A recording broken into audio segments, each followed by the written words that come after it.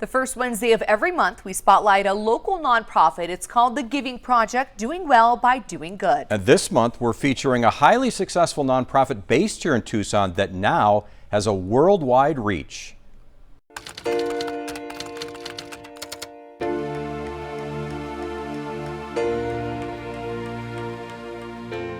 By giving beads to kids, that helps them record, tell, and own their story of courage. Jean Gribben is the founder and executive director of Beads of Courage. In 2003, she came up with the idea of giving pediatric cancer patients beads to mark their journey of treatment.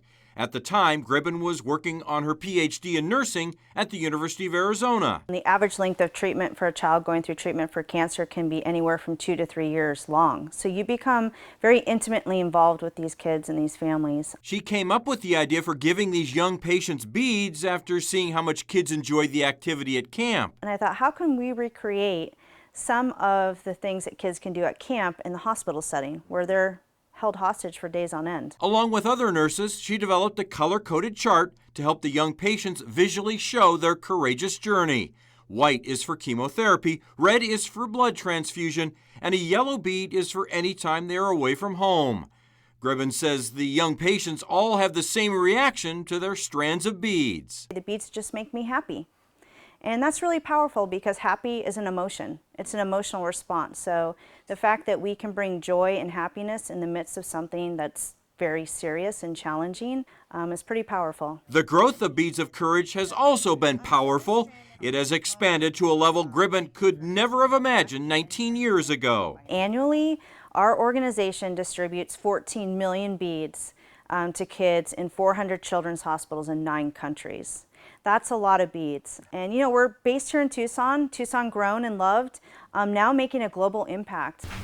Oh, I have 8. Beads of Courage relies heavily on local volunteers. Of those 14 million beads, roughly 2 million are individually packaged through a labor of love that we get out to all the children's hospitals that implement Beads of Courage. Those beads come from amazing artists around the country, and they're honored in the Hall of Fame at the Beads of Courage headquarters in Tucson, a building that the nonprofit has outgrown.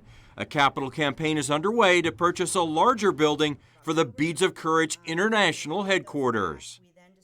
Yeah, and we invite you to donate to Beads of Courage using the QR code you see at the bottom of your screen, or you can head right to KGUN9.com. Our partners in the Giving Project, the Community Foundation for Southern Arizona, will match the first $500 donated again this month. I'm actually wearing a pair of beads right here, and I'll wear them tonight, and then I will send one back to Beads of Courage, and they will distribute it with a little note saying I wore it on TV tonight to that child who's obviously going through a tough illness. Yeah, you know, it's one of those things where just the smallest little thing could make a big difference on the kids' personalities and what's going through their minds at the time. I mean, 2 to 3 years in treatment is a long time. Yeah. It's a great charity. Hey, let's take a quick look back at last month's Giving Project. Thanks to our generous viewers, we raised over $2,000 for our September nonprofit, If You Give a Child a Book. Thanks to you, those who contributed, enabling us to give a lot of books to students at Nash Elementary.